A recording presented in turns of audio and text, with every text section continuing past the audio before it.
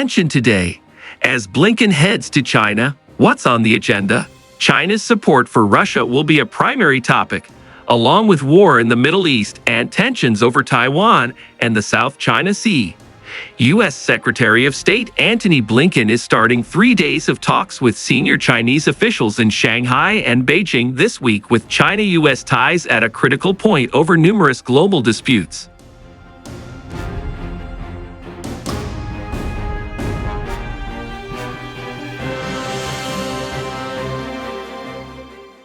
The mere fact that Blinken is making the trip shortly after a conversation between U.S. President Joe Biden and Chinese leader Xi Jinping, a similar visit to China by Treasury Secretary Janet Yellen, and a call between the U.S. and Chinese defense chiefs might be seen by some as encouraging, but ties between Washington and Beijing are tense and the rifts are growing wider.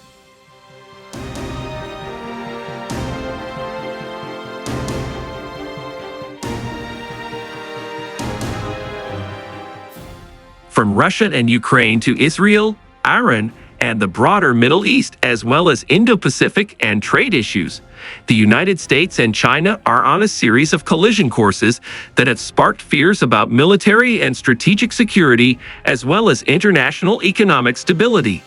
Blinken will raise clearly and candidly our concerns during the talks, starting Wednesday, a senior State Department official said.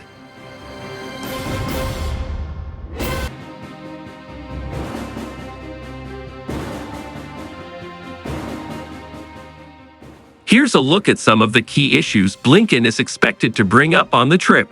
The Biden administration has grown increasingly concerned in recent months about Chinese support for Russia's defense industrial base, which U.S. officials say is allowing Moscow to overcome Western sanctions imposed after its invasion of Ukraine and resupply its military. U.S. officials say this will be a primary topic of conversation during Blinken's visit.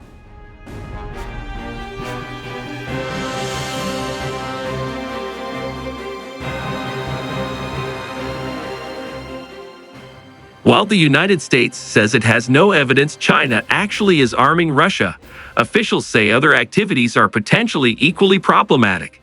If China purports on the one hand to want good relations with Europe and other countries, it can on the other hand be fueling what is the biggest threat to European security since the end of the Cold War, Blinken said last week.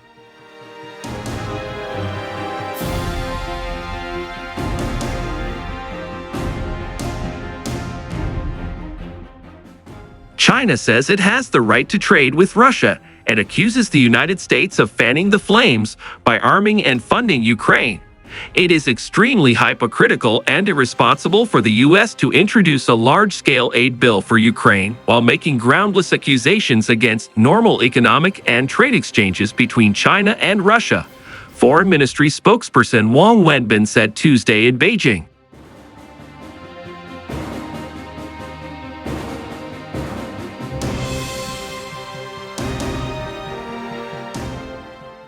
A senior State Department official said Friday that through Chinese support, Russia has largely reconstituted its defense industrial base, which has an impact not just on the battlefield in Ukraine, but poses a larger threat, we believe, to broader European security.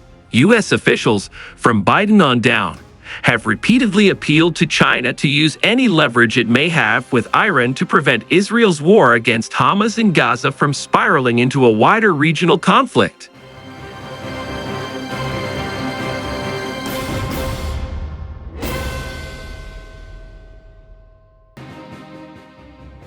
While China appears to have been generally receptive to such calls, particularly because it depends heavily on oil imports from Iran and other Middle East nations, tensions have steadily increased since the beginning of the Gaza war in October, and more recent direct strikes and counterstrikes between Israel and Iran.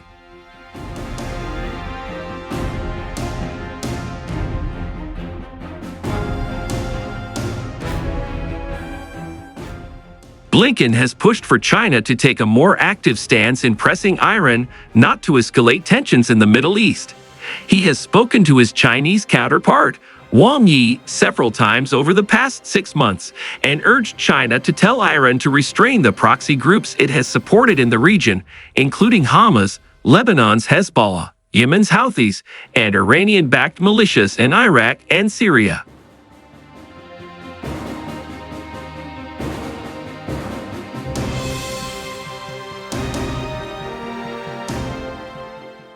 Blinken told Wang in a phone call this month that escalation is not in anyone's interest and that countries should urge Iran not to escalate. State Department spokesman Matthew Miller said of their last conversation. The senior State Department official said Blinken would reiterate the U.S. interest in China using whatever channels or influence it has to try to convey the need for restraint to all parties, including Iran.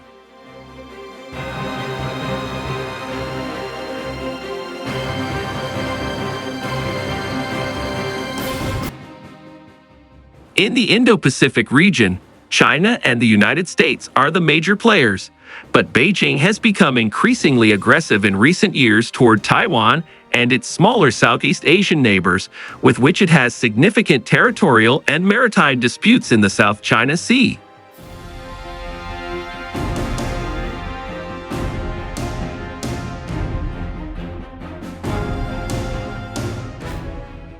The U.S. has strongly condemned Chinese military exercises threatening Taiwan, which Beijing regards as a renegade province, and has vowed to reunify with the mainland by force if necessary. Successive U.S. administrations have steadily boosted military support and sales for Taipei, much to Chinese anger.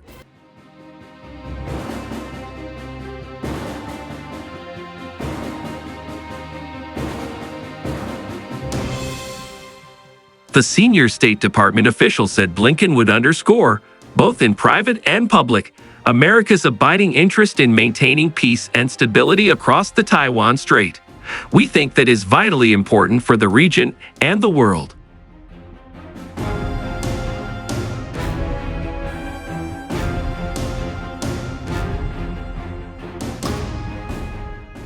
In the South China Sea, the U.S. and others have become increasingly concerned by provocative Chinese actions in and around disputed areas. In particular, the U.S. has voiced objections to what it says are Chinese attempts to thwart legitimate maritime activities by others in the sea, notably the Philippines and Vietnam.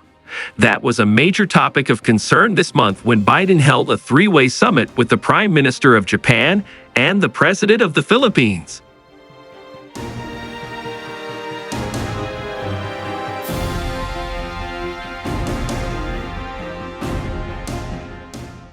The U.S. and China are at deep odds over human rights in China's western Xinjiang region, Tibet, and Hong Kong, as well as the fate of several American citizens that the State Department says have been wrongfully detained by Chinese authorities. China has repeatedly rejected the American criticism as improper interference in its internal affairs. Yet Blinken will again raise these issues, according to the senior State Department official, who added that China's self-described efforts to rein in the export of materials that traffickers use to make fentanyl have yet to yield significant results.